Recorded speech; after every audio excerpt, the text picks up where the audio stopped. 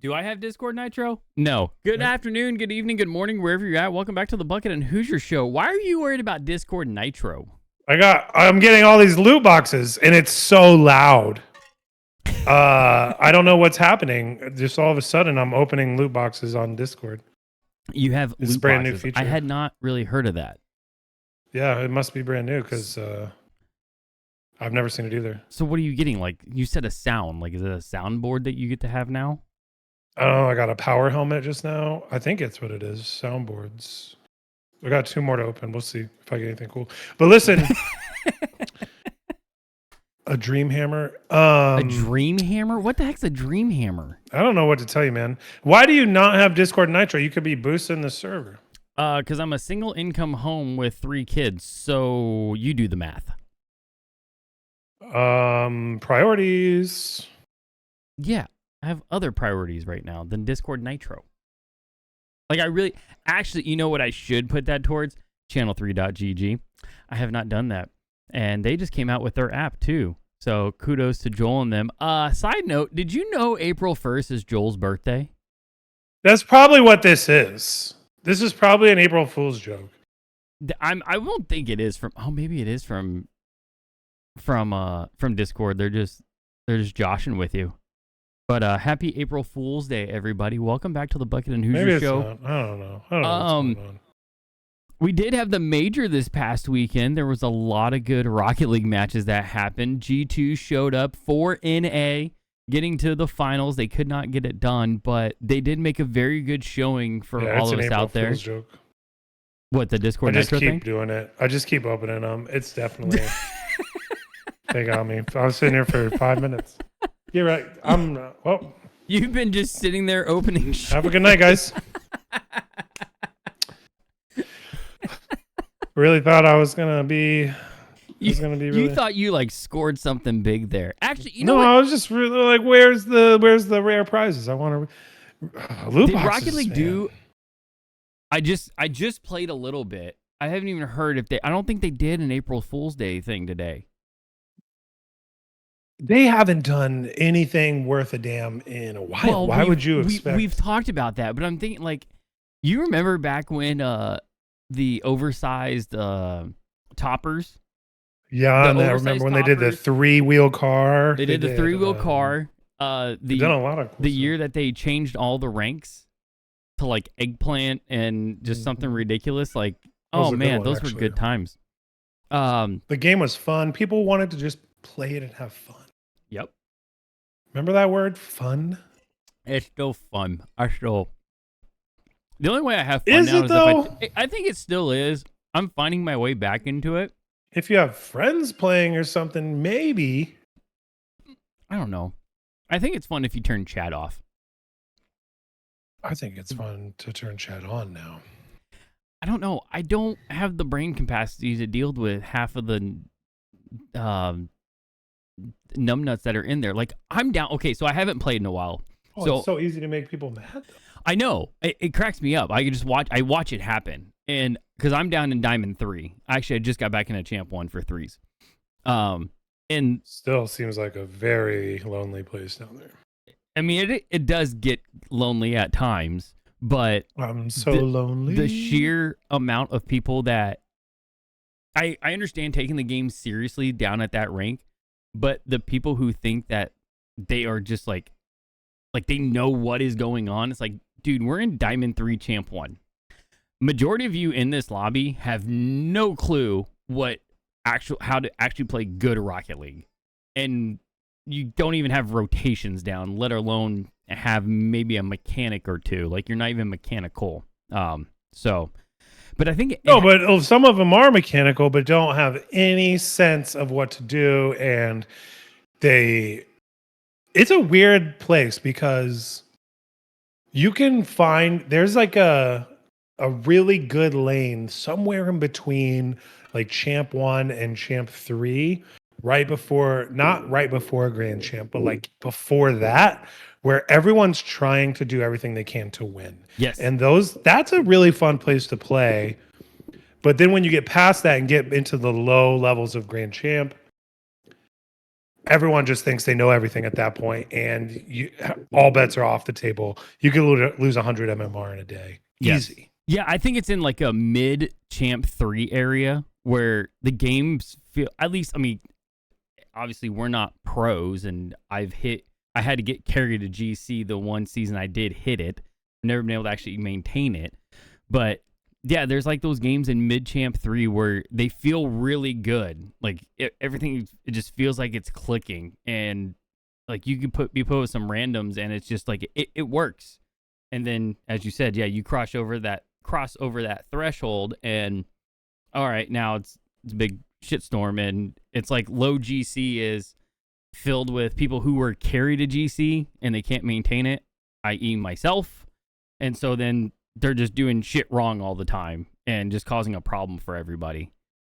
And then, like you said, they think they know what they're doing, so then they're trying to tell you, "Oh, you should have done this." I'd rather play with someone like you though than half the teammates you get where they think they can just do it all themselves. It always reminds me of that movie, Remember the Titans, where he was like, "You can't run over everyone in this league, and every time you do, you leave your teammate hanging out to dry."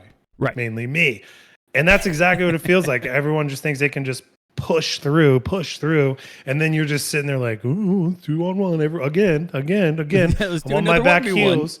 And like as soon as you get some momentum, they turn on you or whatever, just to like keep their speed up. And they just, I don't know how to explain it, but there's just an epidemic of bad players who've made it to a certain level for whatever reason, whether it's mechanics or whatever, but they'll never break through if they don't like up their game, right? And I don't know. Well, and that's, they think that that their game's up here and everybody else needs to come to them. It's like, well, in reality, the guy you're complaining about is probably a smidgen above you, and you're not realizing what they're doing to be just a little bit better than you are right now. So you need to go watch a replay or two and reanalyze yourself. But what'd you think of the major this weekend? What a roller coaster, honestly.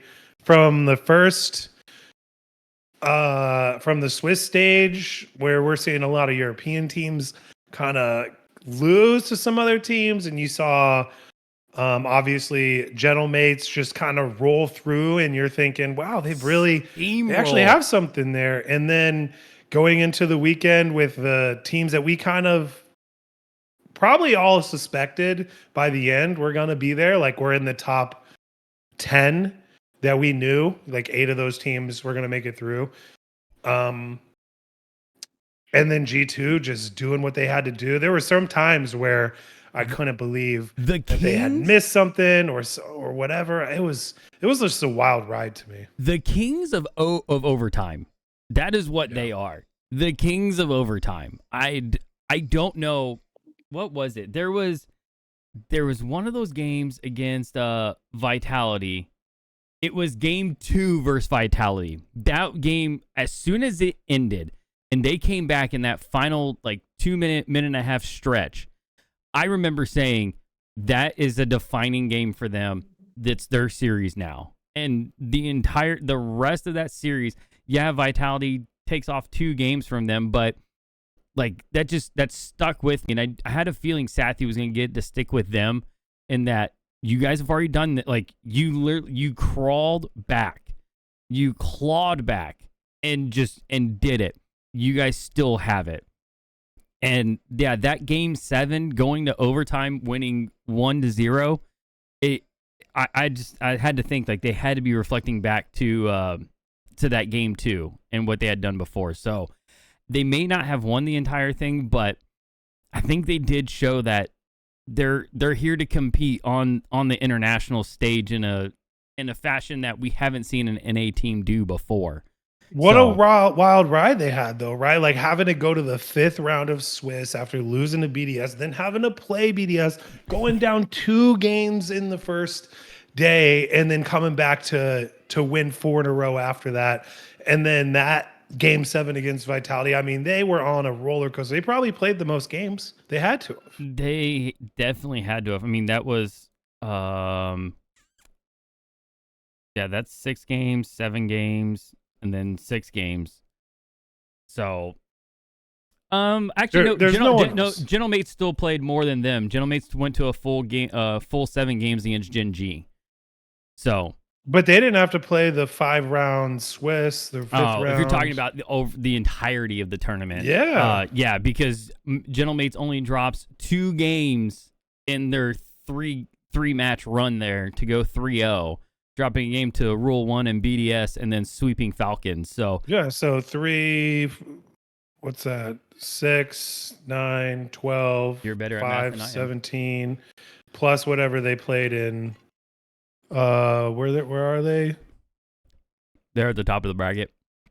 22, 29, 6, 35 games or so they had to play. Is that right? That sounds like a lot. Were you counting G2s there? Yeah. Oh my God, that's a lot of competitive Rocket League at that level. It is. That's a ton. But yeah, G2, they definitely held it up for NA, and I'm so proud, very proud of that team. I look forward to how it progresses through this second half of the season, leading into Worlds. But yeah, I mean, for NA we only have 2 teams make it to the final bracket, Gen.G and G2. Explain to me what happened with apparently Jack. Something about a thumbstick. I couldn't figure out what he was talking about. Something about the grip on his thumbstick. When I guess it came off, it came loose, and I'm not sure if he swapped controllers, didn't have a second controller, but he definitely, it seemed to be a mental game for him at that point that he could not get past. So have to consider that more going forward. But I guess I would say, yeah, the grip became loose, and he didn't have very good control over his controller. But I didn't look too much into that. What else happened? Oh, a team that we did not give enough credit to, I feel like, at least I did not, and that's Team Falcons. Falcons taking Karmine Corp to 7 in the bracket. They looked very, very, very good, and I was super excited. I was getting very excited that they were going to have a chance to get into the semifinals and take out at least one of the EU teams, since we had all 4 make it into the finals bracket, which at least we didn't have a full EU semifinal or full EU final.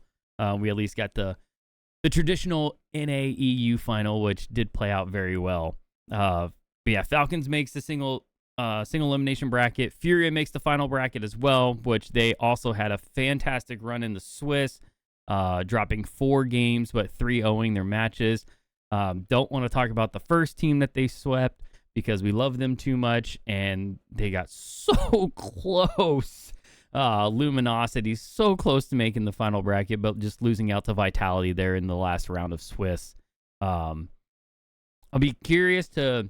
I didn't hit Greg or Sathu up because I know like they were just traveling back, and travel can be rough. So hopefully in the next week or so we can have a nice little discussion with them about how the land went. Excited to pick their brains on that, but I don't know. I think that's going to be a good one. Like we need to it would be nice to get them both up here so they could talk about all the things we've been chatting about for a while. Yes. And just do a real deep dive into how they everything. Yeah, just all so many things. So were there any announcements? I mean, there were some announcements. We did announce London going up to the major. So London is happening for the second major, which is cool. Fantastic. It's a good location. But also back to Fort Worth for Worlds, where that's where you and I met for the first time. That's where we met in person. Was at Worlds in Fort Worth. So fantastic. Quick flight for me, man. I might have to make that happen. I was thinking. So I did book a hotel already. I was thinking maybe it would be fun to bring one of my kids. Yeah, I'm not going that far. I'm thinking about it. I mean, good for you. That's a good dad move. I booked a hotel right now just because you can cancel, up till like September 11th, I believe, right now. So the day prior or 2 days prior. But yeah, me actually going is going to be, I don't know. I got to check with work. We'll see how that goes. But I do have a hotel booked for now. And I would be excited to go because Graybeard appears to be coming to Texas as well. So that would also be just a lot of good people to see you at Worlds. It's always a good time and a good chat. But while I have you here, I was going to put this on too. This was Hootie Who's top 10 from the major. Zen with a very nice reset shot. This shot from Daniel, I felt like should be higher. I don't know if you remember that shot. That's in the game 2 against Vitality, where they were down with 8 seconds left. Right. And I mean, the angle it should be higher, shot, maybe because of the moment. But the angle's nice too. Yeah, ridiculous. It's pretty wild. But okay, there was a lot of cool plays. This right here was probably one of my most enjoyable moments of the major because we saw a lot of like 1v1 play, but this team plays that we saw here happen were just pure magic. Yeah, that's what it takes, man. Yeah, they were great. Like, I don't know. The 1v1 the single plays, they're great, but when it involves so many teammates, I mean, all these plays were fantastic. It's ridiculous to see everything that is happening in the game and how it's just getting so consistent. Doing that stuff too, just live there, knowing there's no,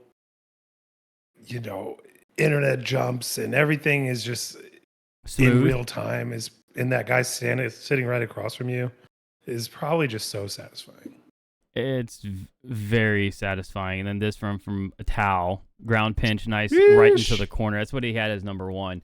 But I'm kind of wondering too, like the one play that's not on there is the K Corp.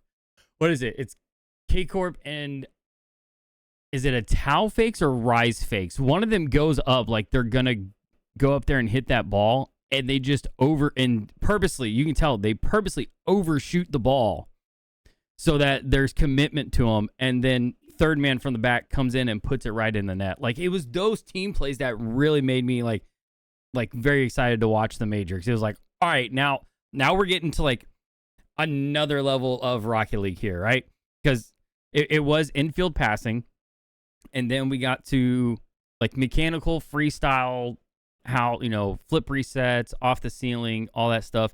But now we're really combining those things and seeing almost, I wouldn't call it set plays because they're not set plays. The game moves too fast, but they feel like a set play, like somebody's quarterbacking going, all right, do play Bravo right now. All right, we're doing play Bravo. And it's a miss, and then it's a fake with a shot coming in. Like, someone's calling that, but I know there's too much movement to make that happen. I think that there's some truth to that when there are moments, and you can feel it just in any if you play a ranked or casual game where you have maybe someone out of position on the other team and your full team kind of going the right way, and you have that moment to maybe just communicate some sort of some vision that you have, and they probably have some set things for that. They also talked a lot about kickoff plays this time and how that really has been playing a big part in there. Actually, I'm curious how they practice those on a regular basis against other competent players. I don't know that. Yeah, that would be very hard to do, because as soon as you show a strat in a scrim, like do a kickoff a certain way, you're going to start like, oh, wait, hang on. They did what on the kickoff? Watch for that. And and then you could figure out how to counter it. So I wonder how you do practice, as you said, a kickoff of a strat or just something to try and catch everybody off guard, because you could tell, what was it? Was it with K Corp? It was K Corp versus Gentlemates. Gentlemates got like a quick goal or two off of kickoffs, like knowing that they were going to do they were going to do their kickoff a certain way. So then you could tell they adjusted or they went full bore right at it and got some easy kickoff goals, which, Johnny Boy has, I don't like giving him too much credit because he's an EU guy, but he has said for years, like, if you're not practicing your kickoffs or trying to set something up off a kickoff, you're doing it wrong. And I think that really showed in this major, like, how much thought is going into it. Johnny Boy is an interesting topic as well. I agree with you. He's got that EU mentality. I think he plays the villain up a little bit. Oh, he plays purpose. into it. But there was a couple of times where he would cut off another one of his fellow desk mates, Gibbs, one time where Gibbs was like in the middle of a sentence. And it just rubbed me the wrong way. I didn't like it at all. First of all, I mean, it's Gibbs. He's been around since before Johnny Boy even knew what Rocket League was. And second of all, the point he was making, I was interested in finding out what the rest of his sentence was. Honestly, I can't remember it now, but it was really frustrating. And then every time someone on the desk is making a point, he's the one who's always like, yeah, like he can't wait to, he's like listening to talk instead of listening to hear what the other people have to say, that kind of guy. Wasn't that the whole point of the job? Sort of. It's almost like, though, a conversation, not, I don't know. Maybe that's just how he has conversations. There's a lot of good personalities up there, and There I'm interested in everyone's perspective, not just his. Well, I think he would tell you that his perspective is the right perspective, but also right. T-Bates would say that too, so that's why they get paid. Yeah, but T-Bates has enough personality to make fun of himself or just get behind, Yeah, just has that X factor, I think, that Johnny Boy is like looking for, seeks. Johnny Boy's an Englishman. Like, you have to really understand English. Like, he's just very, look at me. So yeah, that's a pretty good impression. If Johnny Boy ever sees this, I am not sorry, but I hope you take it the right way. Doesn't bother me at all. No, not at all. How long do we have until something else even kicks off? When do we even kick off the next round of everything? Because we're into the trade window right now, which who knows what is going to happen with that. 2024. Just go to the cool RLCS website. It's really good. Esports.rocketleague.com. Yeah, I was going to Wikipedia, but they don't even have Major 2 built out yet. March 1st, March 8th, April 20. What is this? Is this last year's? No, this is 2024. On Fridays, drive over here, starting out here for EU streams, open qualifiers on Saturdays and Sundays. April 27th, April 26th. So we have 1, 2. Is NA. April 26th. So about 3 weeks away. So everybody's got 3 weeks to make their moves, get the teams back together, settle back down.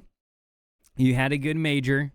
You did a good job, but we need to refocus, and we need Luminosity to make a big run. Nobody has commented in Twitch or X yet, but that's okay. The Luminosity signing thing is an April Fool's Day joke. I was waiting for somebody to say something, but that didn't happen, so we'll go ahead and get that off the table now. But I don't know what. Ooh, I don't even know what I'm looking for on here anymore. But yeah, the major was fun. I think they did a good job. Plast did do a good job with production and keeping to, I don't know how to say it, but the high standard bar that was set before they took over. So they did a very good job. The crowd was great. You really can't beat an EU crowd. The gentlemates showing up in their pink suits. It was fantastic. Yeah, that was cool. You can't beat the blue wall. They show up in full force. I think it was Greg that said, I saw a tweet that I totally agreed with, which seems rare these days. Let's That is see if I rare can for find you. it real quick. Rocket League is the best esport played on LAN, and it's not really close. From a crowd perspective, from an at-home perspective, from a player perspective, I don't care. Our casters, observers, production, and fans make this thing go crazy in person. Special shout out to Blast. Interesting last sentence there, but that is so true. Like the end product here, when everything comes together, all the complaining, all the noise, all the bad, all the good, the whole thing, when it gets packaged up and put onto the stage and everything is going, it is hard to beat that. You know what's happening. It's right in front of you. The action happens. It never ceases to like put some new thing in front of you or some moment or build up, and it's there. It's hard to recreate that or have that, and they have this product, and I feel like they're just fumbling the bag in the overall. Like it could get bigger, like push. There's more. I don't know. I don't think they have fumbled the bag just yet. I think we hit a stale point, but I think we're still seeing. I think my biggest question was when we got to this major, how was everything going to go from production to casters? Like, I think we were all nervous there for a while that they were just going to change out all the casters and we were going to have people that we had no idea who they were and it was going to make it awkward, but it didn't go that way. We got a lot of our familiar faces, not all of them that we have seen and known from before, but it still went very good. I don't think they took as many steps back as we thought they were going to. Now, as far as like getting it out there, yeah, there's still more to do, but I think we're just still in a point where people haven't fully grasped on what competitive esports I think the masses is everything from Call of Duty to League of Legends. Like it's nothing that looks like a traditional sport. And this does have feelings of a traditional sport that you can actually follow. I mean, as far as you know, ball goes in net, team gets point, team with highest points wins. Okay. You don't need to know all the ins and outs, but you can still follow along with that. I don't know. I almost think too, what's holding it back from like the masses enjoying it is that all of us who play Rocket League, we're used to the point of view of following the car. It's like we understand what's going on. You're used to seeing all the movement. To a person who's never played the game, I could see where that is like, this is very confusing. I have no clue what is going on, and this is moving way too fast for my brain. So it's how to bridge that, and I don't know what that is or how to do it, because you can't really do a third I don't know. I was just watching LSU and Iowa for women's basketball, and or any basketball. Like you watch March Madness the last couple of weeks, and what's the camera angle? The camera angle is from side court looking down, and you just follow it back and forth. And I'm trying to stick with my camera view is a car that is jumping, flying, turning, spinning, hitting a ball, and then it jumps to another car that's basically starting to do the same thing. So, you think the perspective is too jarring for people who don't understand the mechanics of the game a little bit? Correct. Wow. I went on a long-winded thing, and you said it in like 5 words. No, that's fair. It's just such an internationally known concept, though, I think, right? I actually went to my first soccer match ever, professional, the Phoenix Rising out here. Oh, you mean football? Couple days ago. Yeah, and it was way more exciting than it was on TV. Yes. First of all, from that overhead perspective of them kicking the ball across, and like, I don't know, for someone who's thought that the game was boring, going to it was a lot more exciting, and you get that whole perspective. And I feel like that creates that atmosphere a little bit. Correct. With all the movement and stuff. Well, and you but probably had people I around you who could like explain what was going on. It really wasn't not necessary though. You didn't ask anybody about strategies, like what are they doing there? Or were you just joining in the random chance? Or did they even have any? I played enough Rocket League to understand soccer strategies. But I agree with you. Like if a non-Rocket League person went to an actual Rocket League of like a LAN event, completely different ball game. I wouldn't be saying that if I hadn't gone to my own Rocket League, like gone to a LAN event myself. Yeah. Because I was kind of in that same mindset before that. Oh, the first Worlds at Fort Worth. Like it was like, all right, yeah, this is gonna be cool. Sure, but then actually being in there and knowing what was going on and getting invested into what was happening, it's a whole nother level. But our advantage was we already knew the game. We knew the players and we knew what was happening. So it just makes it that much more fun. Let me ask you, if you were to rate all of these personalities here, Stumpy, Leaf, Wave, Punk, Shogun, CJ, Daz, Hercules, Cole, James Bot, Lemon Kiwi, Johnny Boy, Gibbs, Stacks. Like if you were to rank them, where do you think the new people versus the old guard kind of fall? I think Hercules and Lemon have definitely jumped like a James Bot. Really? Yeah, I do. I still think James Bot is a staple in the community, but as far as their casting and I think their draw to people coming and watching the games, I think they've kind of jumped him. No one's gonna beat Shogun right now because Shogun is just that guy. His casting is too great. It's top notch. Yeah, I'd have to put him at the top. Johnny Boy, his knowledge on the game makes his casting that much better. So I think that is his big advantage.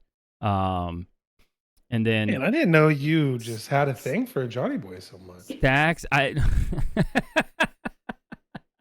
I'm just a little surprised. His he has a very good knowledge base, and I think that's what impresses me the most about him is that most of the things he says actually does come true. Aside from he does have an EU a tilt, but he hasn't been proven wrong too many times, and so you can't take that away from somebody. But Daz and T-Bates are right up there too. Like they are also like the new staples of like the host desk, and like Stacks. He's Mr. Intro. Nobody is gonna out intro Stacks for introducing everything that is going on. The man is just fantastic at it. But I would also put CJ up there towards the top because his commentary, like he's just the Australian accent and everything. It hits all the points for me. So, but yeah, that's a quick rundown for me. I mean, so if you had an Australian Johnny Boy, you'd be sitting pretty right now.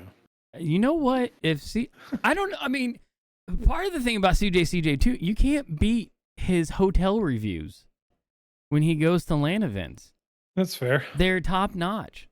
I take notes as to where I want to stay and what hotels are doing better than others. I think you're pretty close. I think that's probably a good consensus, what you said. I don't know if I have fully bought in to both Hercules and Lemon Kiwi. I'm not sure that they've really found their lane exactly where they want to be yet. Mm-hmm. They're still kind of throwing things to see if it works, kind of reaching for words sometimes or reaching for metaphors. They'll find it. I think they're trying, and they're obviously professionals, but I think they got a ways to go to get above some of those other guys that have been there a little bit longer. Yeah, Lemon definitely, I think she won over the crowd when she had that, I forget what game it was, but I think it was a K-Court game, and she did, like, to start off the game, she spoke in French, and I had no clue what she was saying, but sounded great, and everybody seemed to respond to it. So that was a good professional move there. Very impressive. Don't know how great her French is. 75% of the players there were probably French, so exactly. They probably went, "Oh my gosh, somebody spoke our language for once." But that was an interesting kind of take on that, because I know, like, I don't understand a lot of hate that has gone around towards Hercules. But I don't understand the internet, man. It's the internet. Like, she's not doing a bad job. Is she one of the best? No, I don't think so either. No. It's her first year up there on the desk, so none of us that are commenting on it would probably be doing probably wouldn't be doing as equally good of a job as she's doing. So, like, give her some time. It'll get better. And I think, what was it? Somebody, I think, responded. I think it was from the Rocket League social media page, or somebody said that someone put it on there that you guys keep complaining about her and we'll just keep bringing her back. Smart, man. Yeah. I mean, yeah, I don't understand. No one to me has put out a good explanation as to why they dislike her on the desk. I would be curious to hear from somebody that is that hell-bent against her being on there and doesn't like how she commentates. Like, okay, what is she doing that you don't find enjoyable? Instead of just commenting that she doesn't need to be on there. So, but she'll get there. It'll improve. But yeah, that was a really good little topic there, because no one really talks about that. Now that we're talking about it, I was looked at her Twitter and I see a picture of, here, I'll send it to you. Maybe you can put it up or something. I don't know. Where are you? How do I find you? I don't know. How do you find me? There you go.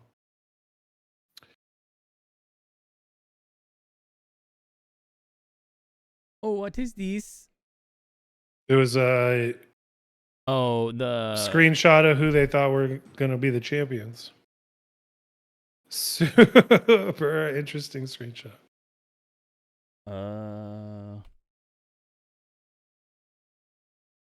Working on that. The entire roster of people we just talked about, including chat and the coin.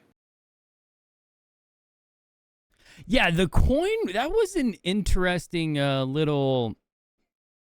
I kind of liked that. It was why not, man? See if it's just blind luck, that the guessing. Yeah. So this is the picture if you're watching on YouTube or Twitch or X, the screenshot he was talking about. What was this? This was after... This was on the 29th, so this was... When did she take that?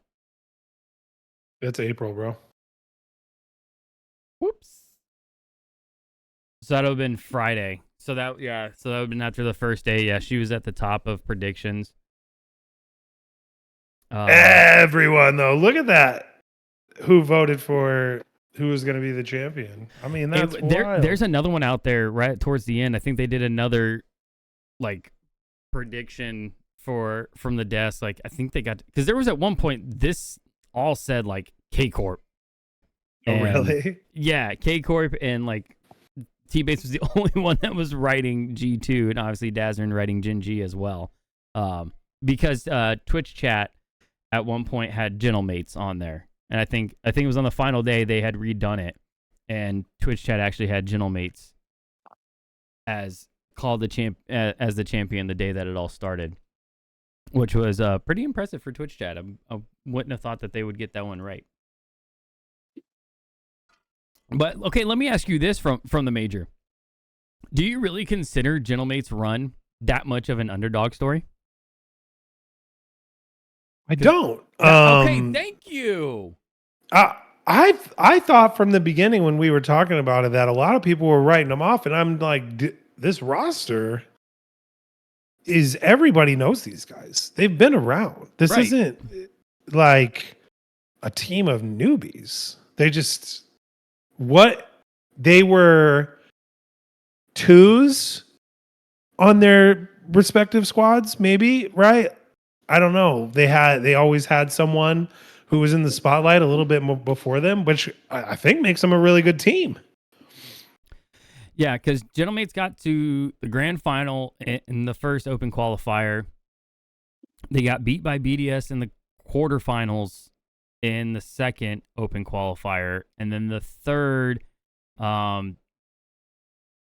they got beat in the quarterfinal by BDS. So BDS is the only ones that took them out consistently. Because in that first one, their run was through Endpoint. They beat. Oh wait, no, hang on. Let me get that right. They beat Team 3. They beat Vitality, and then they had lost to K Corp. So I don't know. Like, I know from a seeding perspective, it was an underdog, but I almost felt like everybody from EU would have said that that's not like them going and winning it was not an underdog because EU is supposed to be that dominant. Like I don't know. It didn't feel. I guess because it's just the way that they played, it was like this isn't an underdog. They're not scrapping from.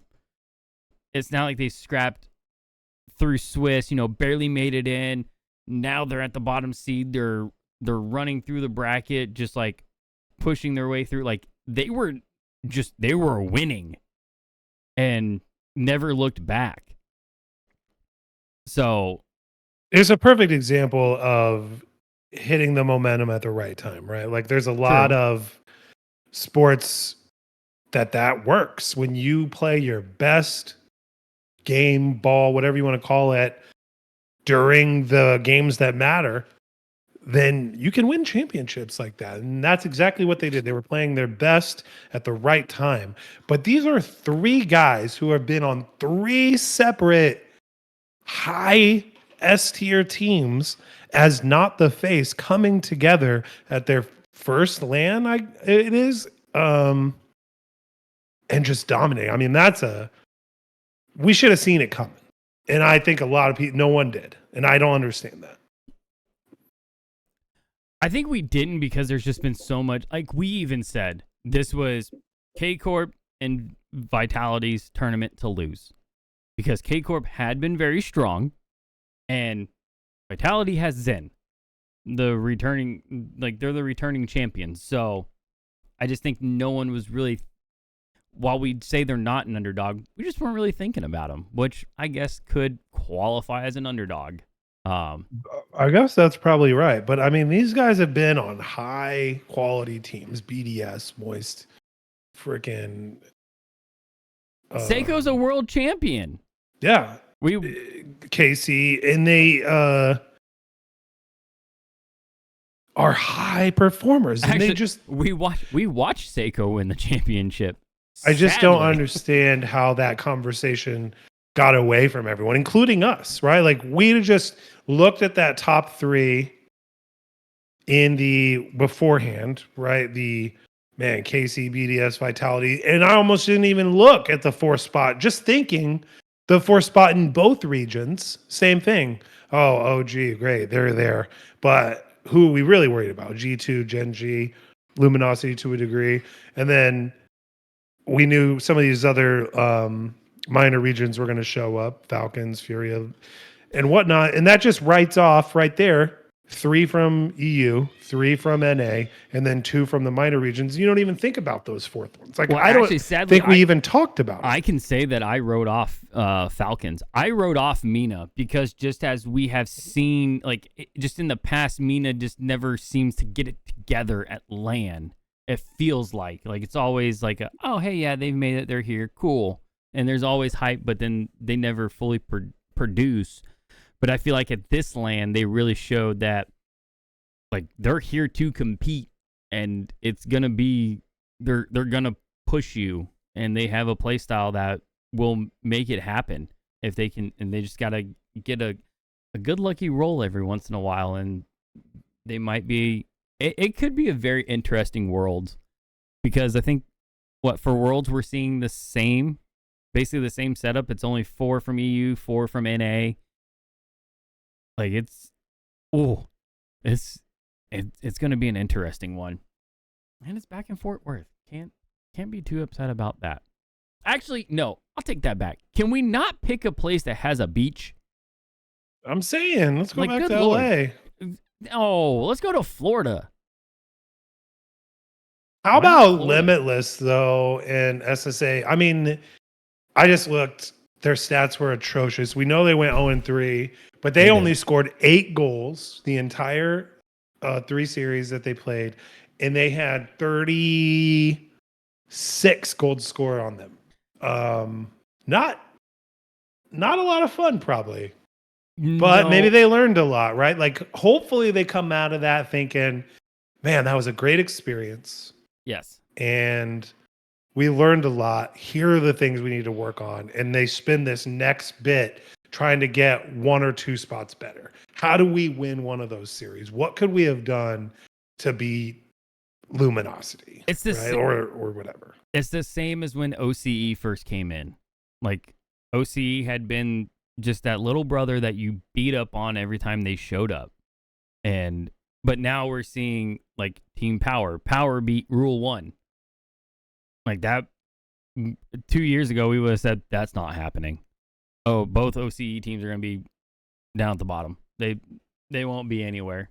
But we're actually seeing that kind of be a change now, which is nice to see that these events, as players come and participate, they are learning things from each other and taking that back and helping to improve their region and keep making it better. So it should just only improve the gameplay as we go forward, as we all hope. Yeah. There are some things, I mean, to draw parallels again back to the soccer match I went to this weekend, like the players, the stadium, the people that work there, they really took the time to cater to the kids and like bring kids on the field for a few things and get the players over there to sign their autographs. Even when the team had lost or someone got taken out and you could tell they were visibly frustrated, they still walked over and like shook hands with kids hanging over and stuff. Like they really got kids to want to come back or get involved in soccer and things like that. And I think those kind of things could really help this esport too. How do you get the connection made for those stories and whatnot, right? Like not just to the game, but to the players, to all the things involved. And the things we've always heard about were the egos and things like that. And it feels like there's maybe a disconnect there or an opportunity at least. I don't know. I'm just kind of spitballing the things I saw over the weekend. Oh, that's cool. I'm breaking my desk while you're doing that. What'd you break? But the armrest for my keyboard. I didn't realize it would pop off that easily. But yeah, I think that like from you went to LA and then you also went to Worlds, and I feel like everybody up here at this level, the players are willing to do that. I don't feel like we've come across a situation where at this level that players like, no, I don't want to talk to anybody. So as long as they keep doing that, then yeah, but like help. almost a force thing, right? Like we're gonna be here at this time kind of thing, not a this is just a lot of fun and XYZ. I don't know. I'm not saying that anyone was standoffish. I'm just saying there's opportunity there to set yourself apart as a player or organization or whatever. It's just an interesting concept because it's easy to know at the lands like but you're sort of famous there, right? But you walk around your everyday life, probably not so famous. Yeah. And it's easy for that to kind of get in the way of making real connections. I can see that. So what would be your suggestion? What are you looking for them to do? I don't know. It kind of nothing in particular. I think it just kind of an opportunity there. Something to think about for the players or the orgs or the coaches or whoever to find those stories in it. You know, you never know. if you're looking for stuff, you ever heard that red car theory or whatever it is? Like, Well, it's the same as if you own a certain car. As soon as you buy one, you Yeah. see them everywhere. Exactly. But same thing, like if I said if we're driving down the street, I said count how many red cars, and then I asked you how many gray cars there were, and you're not gonna know, right? Whatever you're looking for tends to be there's more opportunities for that, basically. Yeah, I don't know. I think they're doing. I think they're hitting the marks right now very well. I think I think Worlds will be a big thing about that. Wow, why so positive? After you talk so much shit about Rocket League, now is all this positivity coming out of you? It was just a great weekend for you, huh? To everything they did. It was, because to me everything that I feared, it didn't happen. We didn't move off the mark that we had. I feel like it's still there, and that's what I was looking to see, which I'm just glad we hit that mark. I was like, all right, cool. It was no funny business. We're good. Like, we can keep Hey, no going. funny business. Now the thing that does have me worried is for Worlds. I believe I saw that only Saturday and Sunday is going to have a crowd. Not Friday, Saturday, Sunday. Friday for sure. I thought I saw something where it's not Friday, Saturday, Sunday. It's only Saturday and Sunday. No, you're wrong. Can you find it? Yeah. I can. You sure about that? I am. You sure about that? I did see it. It was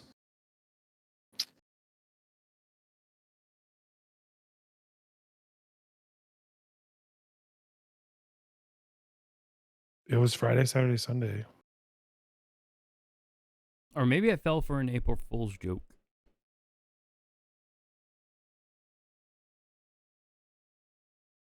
Back to London. Okay. Oh, on September 13th to 15th, we'll open the doors at Dickie. So it is Friday, Saturday, Sunday. That's right.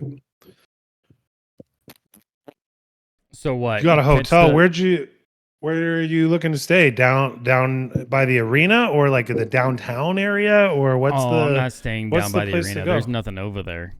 Yeah, that's what I thought. Where's the place? Show me on a map. I'll tell you off of here. I'm not sure. I mean, not the actual hotel. Just show me where the good place to stay around is. If you can remember. I can't. Oh my Lord. All right, I'll tell you off here. I remember how big that airport was. Oh my God, DFW is not that bad. You flew into Love. Well, yeah, we went over and picked up someone from the other one, though. Oh, that's right. We went. Massive. No, you flew into I flew into DFW. No, maybe it was you that we picked up. It might have been me that flew into Love. Wait, what did you fly? No, I flew into Love from Southwest. Yeah, I mean, we went and picked someone up. I flew into DFW. Yeah, that thing is huge. Yeah, so anybody that's thinking about that, remember your travel plans. There are 2 airports in the Dallas area. There is DFW, and then there is Love Field. So remember, there is a difference between the two when you're planning your routes. But you got anything else before we go? I think we hit all the marks. I'm going to sneeze. No, I've been trying to sneeze for like 10 minutes. And dang. For like the whole time. Well, ladies and gentlemen, if you have enjoyed this episode of the Bucket and Hoosier Show, be sure to follow, like, subscribe, share with your friends. On all major podcast platforms, and we will catch you all next time.